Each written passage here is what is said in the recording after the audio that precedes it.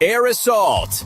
Hello, friends, and welcome to Shero Coffee Chat. We hope you've had a great week, and thank you for joining us today. We've got a full cup ahead, so grab your Shero coffee, because we're taking a spin around the Shero resource table. Plus, we've got your chat, tip, and guest of the week. Let's give a big shout out to our host, Melissa Farmer Hill, Army combat veteran, host of Shero Coffee Chat, and founder of the Shero Coffee Club, where we keep the world caffeinated and women veterans celebrated.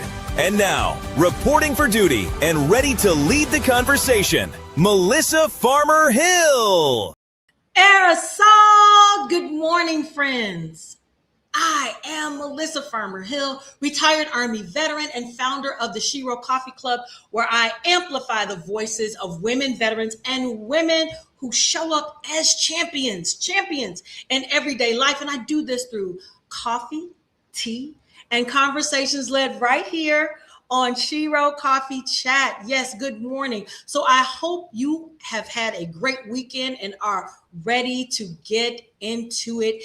And today, you guys, we are going into deep waters. Yes, on a subject. Before I even do that, let me just say this conversation may be triggering. It might be triggering. Because like I said, we're going into deep waters on a subject that needs to continue to stay at the forefront of our minds, because while we are advocating for it, it's still happening, right? Did you know that the Department of Veteran Affairs says that about 1 in 3 women and about 1 in 50 men suffered from military sexual trauma, some type of military harassment, military assault, MST. And these are only the numbers, you guys, 1 in 3, 1 in 50 that go reported, right? These are only the numbers that go reported.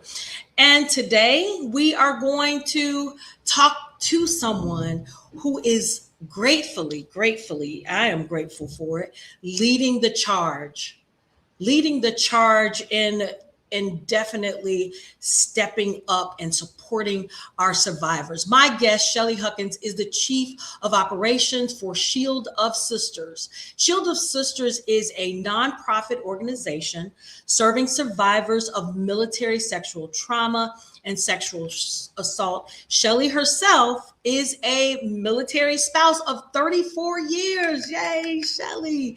34 years. She is the wife of a disabled veteran who served for 21 years and the mother of a disabled veteran.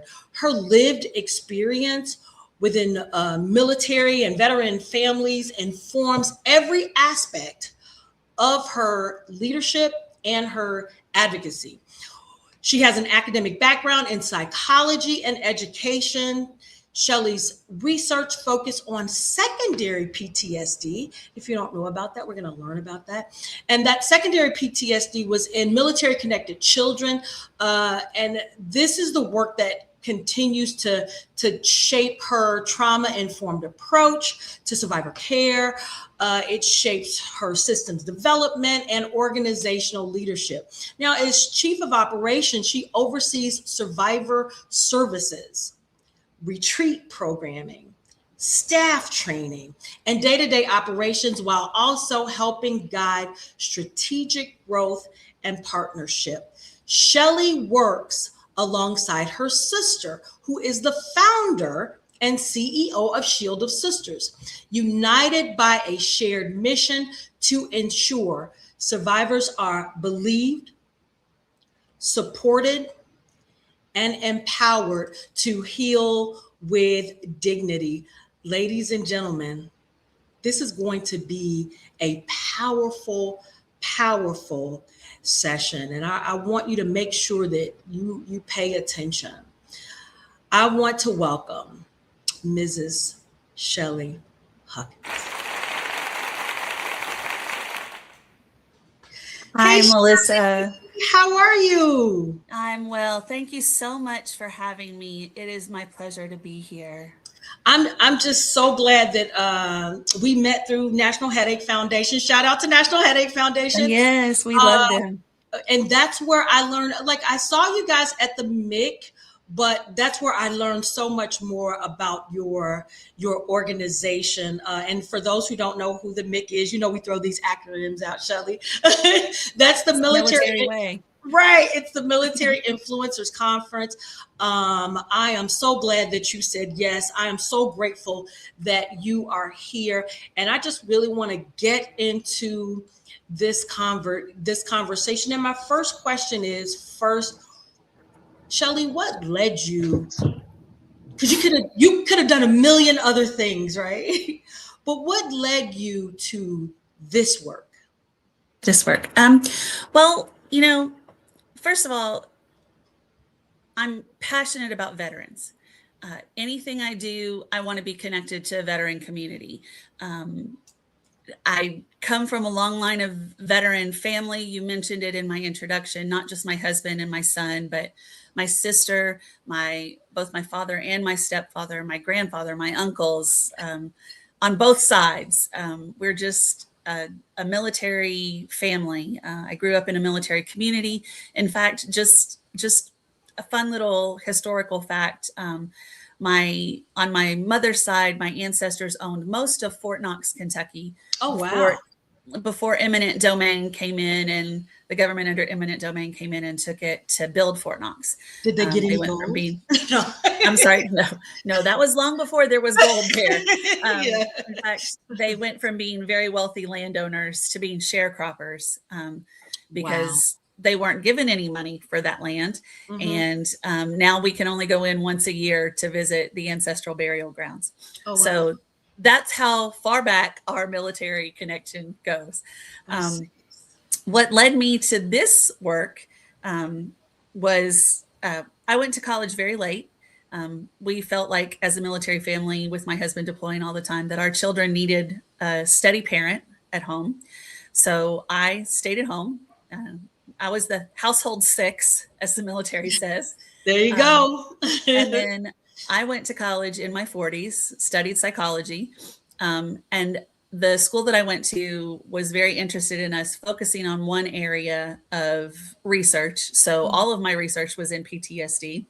Mm-hmm. The first paper I wrote was on military sexual trauma, and with no idea that someone very close to me had experienced military sexual trauma. Mm-hmm. I was appalled at the numbers. You mentioned some data, and I'm glad that you said these are just the numbers that are reported, because that is a very small number of what actually happens. And we'll get into that more later. But shortly after I wrote that paper, my sister, who is also my best friend, we're only 18 months apart, so we spent our childhood fighting and our adulthood, telling each other everything, or I thought we were telling each other everything. Yeah. My sister called me and said, "I'm starting a nonprofit, and this is what it's about." And I said, "Well, that's very interesting. I just wrote a paper." And she said, "I have to tell you something." And she told me her story of military sexual assault when she was only 19 years old, fresh into the Navy. And I was heartbroken that she had struggled with this for 30 years. I knew that there was something wrong. She had multiple suicide attempts and many other issues. And I struggled with, why is she struggling so much? Not that you have to have a specific reason to have mental health issues, but I knew that there had to be something behind it, and she just didn't share it. And when she finally did, I knew that I needed to be part of what she was doing, because I will go to hell to carry water buckets to help my sister come out, if that's what it takes, because she's my life. And so that's how I became part of this mission. At first, I was just a silent supporter, and then I joined full forces just over a year ago, and not only put my research and my voice behind, but also my volunteer employment and started working full time. Oh, wow. I had a second question, why is that so important? But we can see from the story you just told why it is so important. And thank you for your advocacy. Thank you for your transparency. And I'm glad that thing happened with you and your sister, and you can, she finally told you, and look what has come of it. It's a very powerful organization right now. But I want to go, let's focus back on the survivors. Why is believing survivors, especially in military spaces, because that's really the focus here, why is that so critical?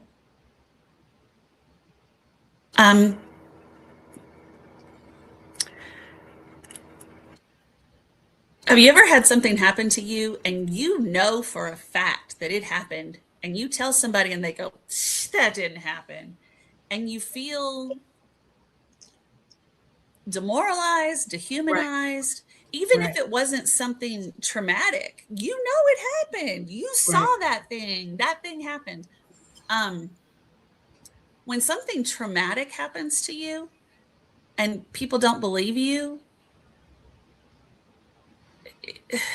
I don't it Yeah. it it it changes the way you feel about yourself. It changes the way you think. Um, It definitely changes that identity you have, having been someone who wasn't believed, or wasn't supported at a time I felt as though I should have been. right, Yeah, right. And it changes and who if you you're are. right, if you are a person that lies all the time, that's one thing. But if you are a person of integrity and honesty to begin with, to have someone call you about a liar, or call you a liar about something that is so important and so integral to your safety, um, that that's a moral injury. That's about not just your safety, but about your integrity, and about how can you not believe me about something that is so private, and so I chose to share this with you, even though it was scary. And Yeah, it was, why would I make this up? And, research shows that very few women and men and children um, lie about sexual assault, sexual right, abuse, and those kind of things. right, Um, and I think that sometimes there's not enough evidence to prove the incident, but that doesn't mean it didn't happen. right, right. And that's one of the things that we've done recently is start a campaign called #BelieveThem. And Hmm. we've been doing it a lot on Shield of Sisters. And what does belief look like? Yeah, Belief doesn't mean that you have to wholeheartedly support what they're saying. It just means don't say anything other than I'm sorry. yeah. You know, I'm I sorry like, that happened to you. and one of the things that when we talk about a military environment, uh, moms and dads, send their kids off to the military, a trusted space, Right. a place that's supposed to be trusted, and they trust and put their confidence that the military will take care of Exactly. these individuals. And I think, okay, it's one thing to have that experience. It's one thing to have that experience that should have never happened in the first place. Right. It's the aftermath where no one's believing, where no one, believes you, or, you know, no one's listening to your story. And that's where I think the system is failing. And the perpetrator gets promoted while the person who has been assaulted gets reprimanded. And that's the horrible thing, because we know that the trauma starts to cause behaviors that aren't good soldier or good sailor, and Right. so we see them start to spiral out of control. And so the command goes, we got this horrible sailor over here that's starting to act out. We got to get rid of them. While the predator, they don't feel bad. Yeah. They don't have any issues. They just go on with their life. Yeah. You know, they raped somebody, but no skin off their nose. They're just going to keep doing what they're doing. So they're a model, you know, military person. So they get promoted, and the person who was assaulted is having mental health issues. They don't show up for work. They start to gain weight. They start to have substance abuse issues or whatever, because they're trying to treat their trauma. And so they stopped doing the things that they were doing before. They could have been a model military member, never in trouble. And then all of a sudden they're having issues. And so they get reprimanded, they get put out of the military, and not with an honorable discharge. And so they're like, that soldier's all ate up. Yeah. And they're going, but I wasn't. And can't you see what happened to me? And will you just help me?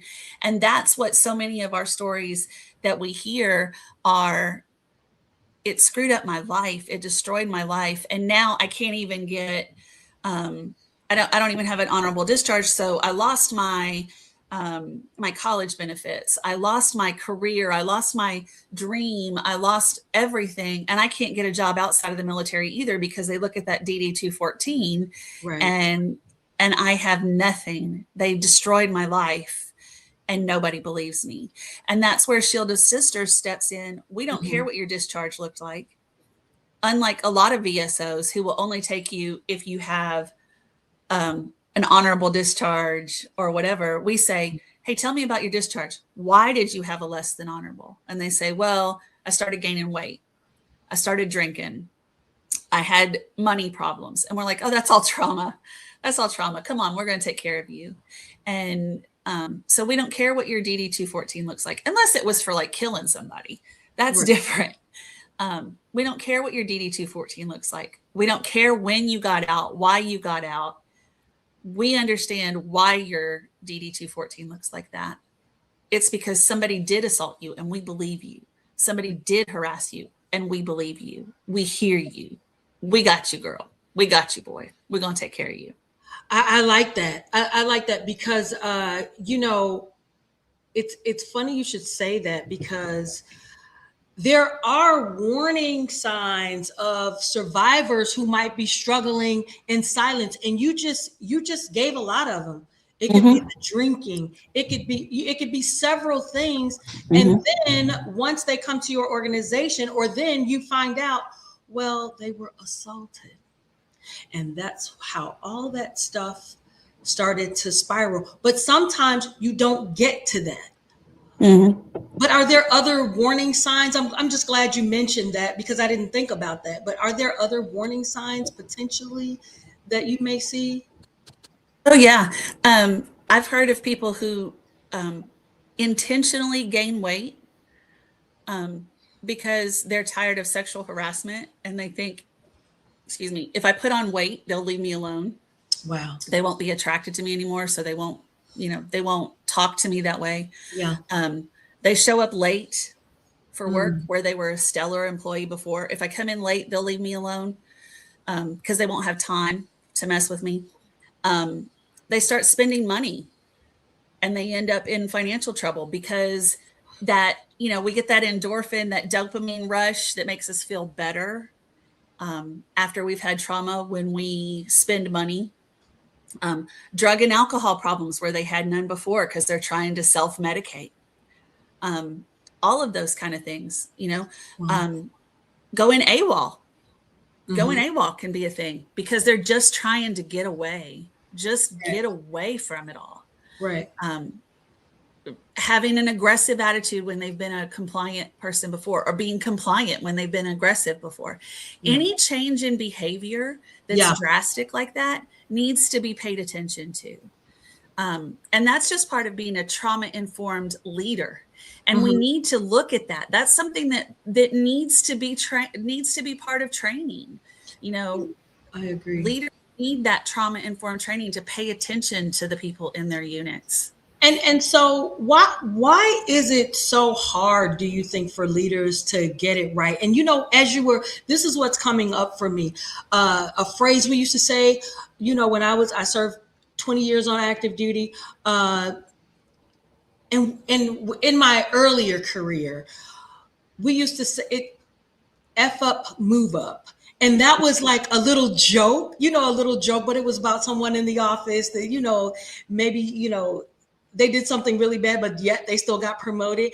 But now I see that phrase in an entirely different light. Like you said, the person who has, done the assaulting is just going on with their career in some cases. You know what I mean? So now that just came up for me. But why do you think it's so hard for leaders to get it right? Well, first of all, I think leaders have a lot of responsibility. Mm-hmm. And I think there are some really good leaders out there. I don't want to make it sound like I'm bashing all the leaders. Mm-hmm. I think there are some incredible NCOs and officers that they're watching out for people and they're trying to help them. On the other hand, I think there are some that just don't want to deal with it and they pass the buck. And that's one of the things that Shield of Sisters has been advocating for on Capitol Hill and through senators and representatives. We've been saying we need to hold leadership accountable too. Mm-hmm. And I don't know what the complete answer is. I don't know how to fix it. Right. We have to fix the culture, first of all. Mm-hmm. And we have to say, one of the things we've been saying is you don't F your battle buddy. Right. Yeah. No, bad dog. You don't F your battle buddy. Right. But one of the things we've been advocating for or against is the quiet PCS, where like you're talking about the, F up, move up, or F up transfer, where people they have complaints against them and then they get moved to a new duty station instead of being held accountable. And for our audience, our viewers who might be watching, PCS stands for permanent change of station. So that's being assigned from one place to another. Yeah. Right. And I can give you an exact case example of that. Oh, wow. And Angelina Resendez was a seaman in Norfolk, Virginia. She, young girl, loved the Navy. She's from Texas, but she was in Virginia. And she went missing, and her family was saying, hey, this is not normal. She's always there. She calls us all the time. And she was missing for days. And when they found her, the man who killed her, Jeremiah Copeland, and it goes back even further. There were many mistakes in her case. He had charges against him before he joined the Navy. And his recruiter managed to get waivers and get him into the Navy, even though he was a known violent offender. And I saw your whoa. He made it into the Navy. He was at one duty station on a ship in Norfolk, and he had complaints against him there, multiple. And instead of completing the chapter, they lifted the chapter, which, for those who are listening, he would have been put out of the Navy, but the commander didn't want to complete the paperwork and didn't want to hold him accountable. And so they lifted it, moved him literally in the middle of the night from one ship to another, and didn't inform the incoming command of the charges against him. And so he got a whole new pool of victims, of possible victims. And he, not only did he assault Angelina, he killed her and hid her in his room for days before he finally dumped her in a field. And there were missteps all along the way in that situation, where if his recruiter had not gotten a waiver for him, if his first commander had just done what was supposed to be done to hold him accountable, or had informed his incoming new command, this young man has violent tendencies and he has charges against him, then people could have been warned but it didn't happen that way. And so we have asked for, one, an end to quiet PCSs, and two, a way to hold commanders accountable if they lift a chapter and move people quietly, PCS them to a new command, much the same way that a bar is held accountable for over-serving someone, in the sense that if that overserved person, that drunk person, goes on to drive a car and kill someone or whatever, the bar is held accountable as well. We would like to see those commanders who do that held accountable in some way, because they know what they're doing. Yeah. Yeah. So thank you for sharing that. That's a great example. It's a heavy, heartbreaking story. It is. I just have to take a breath from that, because, people are familiar with the story. And let's just take a pause for that. They don't always know all the details. They know that Angelina died and they know who killed her, but they don't know how it happened. There was more than just Jeremiah doing what he did. There were accomplices, and they may not see themselves as accomplices, but they aided in her death. Thank you for sharing that. Thank you for sharing that. Sorry. No. I mean, like I said, this could be triggering. You know what I'm saying? I could be triggered. You could be triggered. It's not just for our audience, our audience members. But all right. Another thing I want to talk about is secondary PTSD, which is something I just learned about. Can you just explain secondary PTSD and how it, connects to military family and children and things like that? You may have experienced secondary PTSD. Right. Right. One thing led to, absolutely. Sorry, I traumatized you. You weren't at the actual event, but you just experienced trauma because of Angelina Resendez's death. Yeah. And now you may have secondary PTSD. Our whole audience may have it. I'm so sorry. But at least now we know what it is and we can seek help. Right. I'm sorry. That lady on Shero Coffee Chat just she just traumatized me, and I need to go get some mental health services. Secondary PTSD is a phenomena that occurs when someone has PTSD. They've experienced a traumatic event. They have the post-traumatic episodes. They have the full-blown post-traumatic stress disorder. And those who are around them, those who are exposed to it, develop symptoms of the disorder without ever having experienced the actual traumatic event. And that is because they pick up on the cues and the symptoms of the other person, and they respond to them in the same way they would if they had been at the actual event. Yeah. And the reason, so sorry. I'm so sorry, Melissa. Yeah, it's true. The reason it's so significant is because we see it in children who live with those who have severe PTSD. These children have never been to war. But researchers actually call them surrogate soldiers because they behave much the same way that the soldiers do. It's a lot. My research specifically focused on the change in parenting style that these soldiers have. They go from being a fun, loving, amazing parent who has a really good parenting style to being absent, ignoring their children, not intentionally, they just are in themselves because of the PTSD. And it has a great impact on caregivers as well, because they may have been in a very loving, incredible relationship, and then their husband is, or their wife, their significant other, is absent in their relationship after the PTSD. Yeah. And so it also is very impactful in schools. We see it in the way the behavior in the children. And because I live in a military town, Killeen and Copper's Cove are right next to Fort Hood, and I worked in the education field, I saw it significantly in the children that I was teaching. Wow. I think it's amazing how it's a domino effect.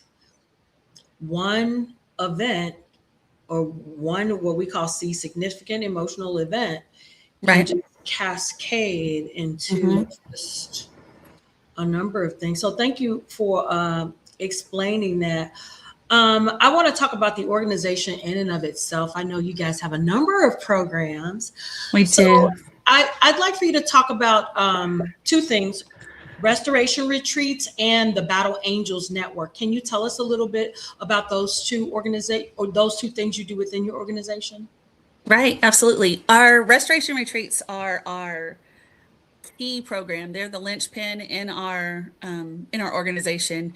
We previously we were holding about 4 to 6 a year, but now because of the massive growth of our organization, we will probably be holding 1 to 2 a month.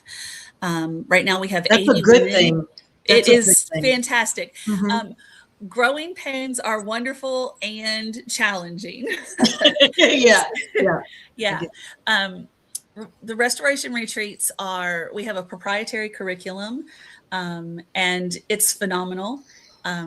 Women who come to our retreats are there for 2.5 days. We hold our retreats in an Airbnb, and they're not little Airbnbs. Most of them are in just phenomenal Airbnbs that we walk in and we're like, whoa, this is awesome. Women come for just a weekend of being pampered while they're also challenged, but not challenged in a bad way, challenged to look at the trauma that they've experienced in a different way. We give them resources and tools to move forward in growth, post-traumatic growth, after their post-traumatic experience. And we've seen significant improvement. We've had women who came in with very high depression, suicidality, and post-traumatic stress scores, and they leave with 20 to 40 point drops, and that stays for 30, 60, 90, 120 days after. And we're just so blessed to see that our data holds up, and we don't look at women as data at all. You gotta have the data, you got to have the data. And we are seeing that significant change. The retreats are kind of like, we try to make it like a spa experience. We have a hostess that's responsible for cooking amazing gourmet meals. And we try to keep it in a mansion style facility. And it's just a wonderful experience. Wow. And then the Battle Angels program, every person that comes, every survivor that comes, when they leave, they have a battle angel that comes along beside them.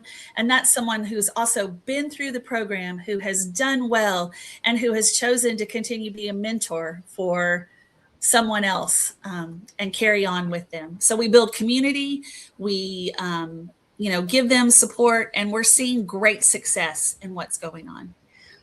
Wow, that's so good to hear. Now, I know, it's not a bed of roses. I know there are some challenges, but I know as a smaller organization, it's different from larger organizations. And what I want to know is,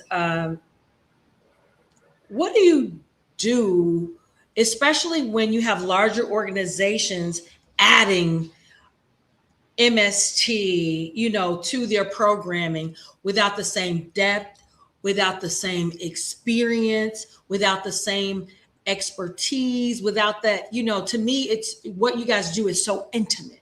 You know what I mean? It's intimate. So what challenges are you facing, or what are your thoughts behind that? Right. Don't get me wrong. I want to see everybody get help, So I understand why other organizations are trying to help MST.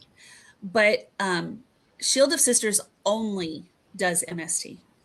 And when you have the larger organizations who are out there and they're doing service dogs, or they're doing, archery for veterans or whatever, and then you see them add MST to their list of offerings, it concerns me, because that's not it's not their area of expertise. And two, right now, it's the catchphrase. It's the thing. We know that sexual assault victims, survivors, it's in the news everywhere right now. And it's also in the military news everywhere right now. Yeah. And so it's the money grab right now. And, when the big organizations add it in, they take away from the smaller organizations. And if they want to join forces with us, go ahead, come on. We'll take some of your grant, send them our way. But when you step in line in front of us and you have the great big name, you prevent us from doing what we do well. And then the people that you've helped still have to come to us. Wow. Because you're giving them a Band-Aid, and it's not actually helping. Right. And I'm not saying you're not doing good work. You're doing good work. You're just not doing good work on MST. You're doing good work in your area and saying it's MST, and then they still have to come to us too. And instead of siloing, let's work together. Yeah. Let's work together. I think that was said beautifully. So if you are a part of the larger organizations and you do have MST in your programming, you definitely need to reach out to Shield of Sisters, because we're better together, right? We're better together. Exactly. Bring us under your umbrella as your MST work. Don't try to do it without the experts. There you go. Yeah. All right. So we have the show has come to a close. Yes. First of all, I'm going to let you have the last words. I'm going to pull myself out of the camera and say whatever it is that you want to say to our audience, and then I'll come back and we'll do our goodbyes and everything. But it's really been a great experience, this interview. All right, I'm pulling myself out now. You can say whatever you want. First, I want to say, if you are a survivor of military sexual harassment, military sexual assault, rape, anything, male or female, visit shieldofsisters.com. We believe you. We hear you. We're here for you. Go to our website, click on our Contact Us page, and fill out our Contact Us form. We would be happy to talk to you. And if we can't help you, we'll connect you to the resources that can. We hear you. We see you. We believe you. And we'll do everything we can to find those that can help you, even if we can't. Thank you, Melissa.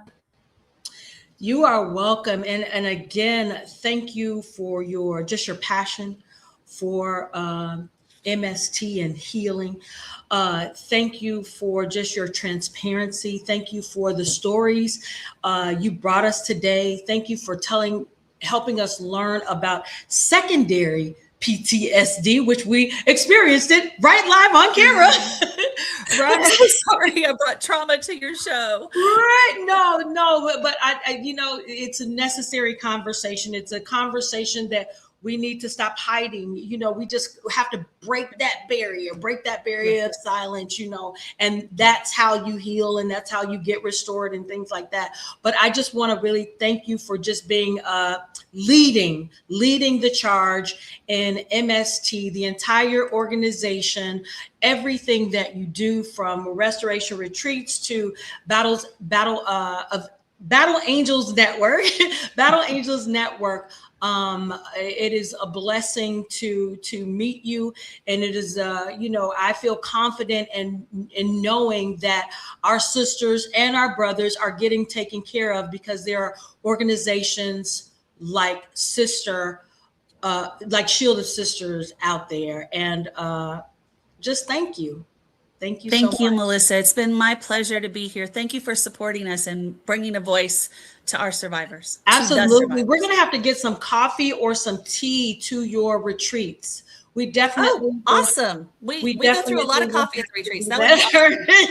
Definitely. All right. So here you are, you guys. I just want to say thank you for joining us. And as always, the mic may be off, right? We're turning the mic off now, but the mission is not. Let's keep the conversations going and keep sipping Shero coffee. We will see you next week. Bye-bye. Take care. Bye.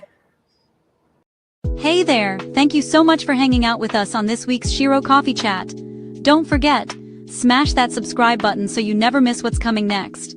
And hey, make sure your weekday begins with Shero Coffee, where we keep the world caffeinated and women veterans celebrated. You can visit us at sherocoffee.com. We'll see you next week right here on Shero Coffee Chat, and have a blessed week.